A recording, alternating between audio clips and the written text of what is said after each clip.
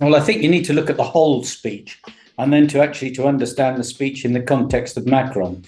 I don't believe this speech has got anything to do with Ukraine. So I think this is a good political game, which is of limited benefit to Ukraine and may even have negative effects in the long run. Russia is intent on destroying the European project, destroying Europe and capturing as much of it as they can, and they will keep going. They will keep going, so they have to be stopped.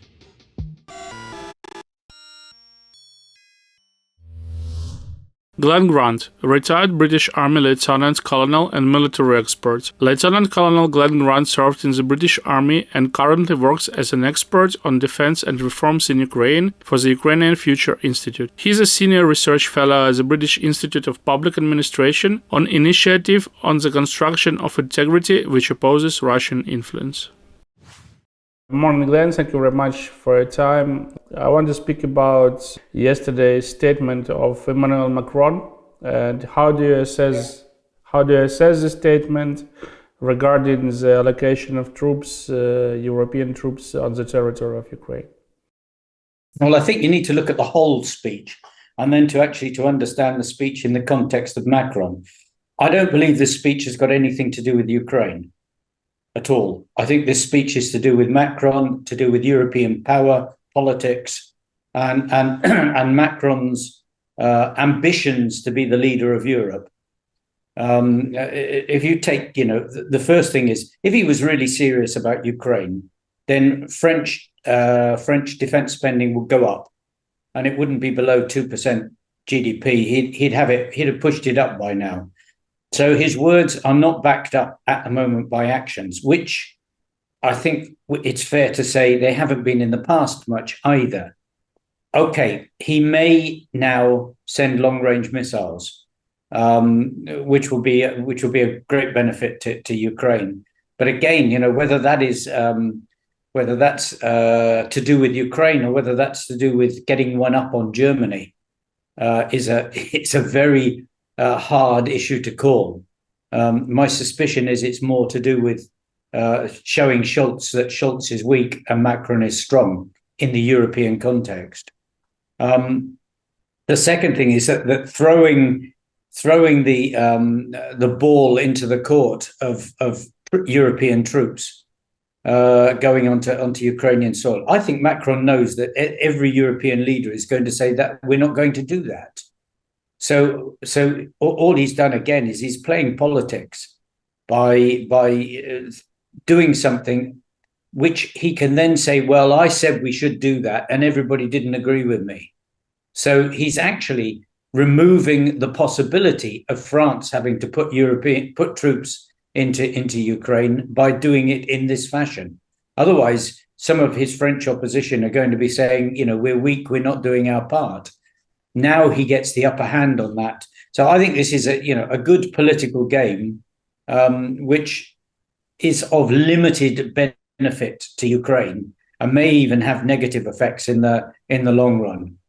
But what is the situation at the front in Ukraine today? Can you tell us? Because there will be certain background for the appearance of such statements. Yeah, they will, and the boys on the ground have got to hold on. They are being pushed back in places by sheer weight of numbers and just by lack of ammunition. I'm going to say right-minded people in every country in Europe are unhappy about this. Right-minded people in America are deeply unhappy about this and about the way that members of Congress are playing politics with the lives of Ukrainians. And frankly, personally, I'm deeply disgusted with those members of Congress that know that their actions are actually allowing people to be murdered. And I hope that the FBI are actually investigating their bank accounts and who's supporting their political parties, because I'm absolutely sure that quite a few of them are supported by Russian entities that are inside US. And on that note, which is directly applicable to the front line, is that we've been infiltrated across the world by Russian and Russian agents much more than we realized. And I think that Putin understands this, and he's going for the jugular on the front line at the moment, knowing that lots of these people are actually playing on his behalf hard behind the scenes to stop aid getting to the front line, which it would do. And, we can see this particularly in Hungary, Austria, Switzerland, which countries which are just not playing a democratic game as they should do. And that can only mean that they're bought. That's it. They're bought. And it's disgusting, frankly. It's disgusting. And these people should be called out and named and shamed badly by every right-thinking politician in the world. What would have happened for the EU countries to dare to take this step to allocate the troops on the territory of Ukraine? A missile on Tallinn. Something that actually is destructive somewhere. A drone landing or crossing Romania is not going to do it. It's got to be something destructive by Putin that actually makes everybody wake up, and they haven't woken up. Let's be blunt about it. Everybody's trying to do this on half measures, quarter measures, even not even half measures. So until they're actually woken up by the fact that this is real, destroying all the internet links between US and Europe, or within Europe, between Britain and Europe. So it's got to be something serious that actually people stop trying to treat this war as something that can be dealt with in normal peacetime fashion. When you get something like that, then I think that the European leaders will be forced to actually take this seriously by the electorate, not because they're not doing it off their own courage, because most of them have got no courage. We can see that. They're weak. This is probably the weakest generation of politicians that the world has seen in thousands of years, frankly. And how do you think Russia can react to Europe's allocation of its troops on the territory of Ukraine? Nothing. No more than they're doing at the moment. This is not anything exceptional. Come on. American troops were there from 14 to 22 in Yavori. And British troops had Operation Orbital training people from 14 to 22. So it's not like troops haven't been there before. If troops go back, at the moment they've got missiles. That's about the only thing that they can do. But if they do fire missiles onto someone, then they change the paradigm. The paradigm being at the moment that everybody's only working on half measures. Change the paradigm to when people start working fully, and Russia's in deep trouble, and they know that. So what they want to do is to keep everything going just enough that people are too frightened to do any more than they're doing at the moment. They won't want to disturb that. Lots of talk, but not much more action, is my guess. And what will be the implications for all political actors involved if, for example, the European countries will allocate the troops on the territory of Ukraine? For what will it mean for Ukraine, for Russia, and for the European countries, if it happens? I don't think it'll make much change to the European politicians, except maybe in one or two countries where the public might not like it. Because they still don't understand the implications. I mean, Germany being one, where the public still hasn't grasped that the war is getting closer every day. But in some countries that the politicians will go down in history as being the strong men.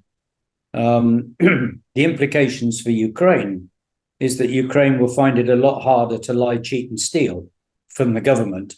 And they'll actually have to start taking things a bit more seriously if people are closer to them.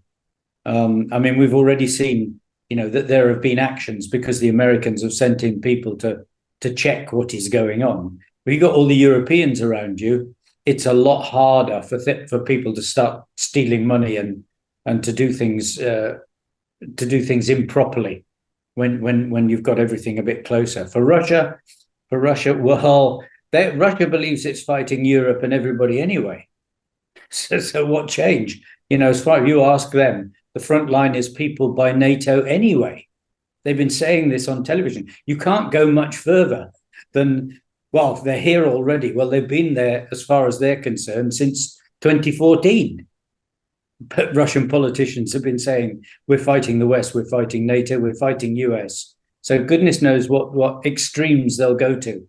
Probably we're fighting aliens next. But I don't know. So I don't think it can make much difference to the Russians. And my last question, but not the least, what is Europe afraid of today? Well, Europe is a big country. Big country, big continent. And it's made up of hundreds and hundreds of different people. So there are lots of Europeans that are not frightened of anything. Finns, Swedes, Estonians, they're pretty solid. They know what's coming. Poles, they know what's coming. Other countries, the thing that frightens them most is messing up their summer holidays. Let's be blunt about it. Messing up their skiing. They don't want that. They don't want anything that disturbs the niceness of their life. And so they think that, if we pay a little bit and we fly a Ukrainian flag outside the house every now and again, that everything will go away, but it won't.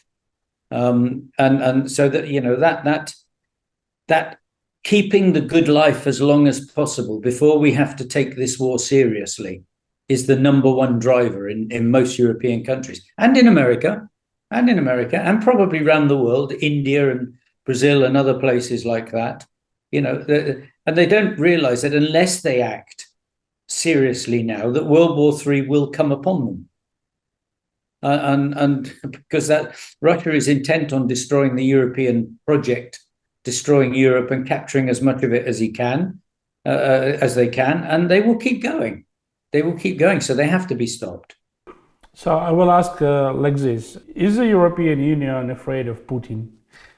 I don't think people are afraid of Putin. I think they're afraid of more of disturbing their own comfort, more of disturbing the status quo, because Europe has been built on almost on the status quo, on rules, regulation, and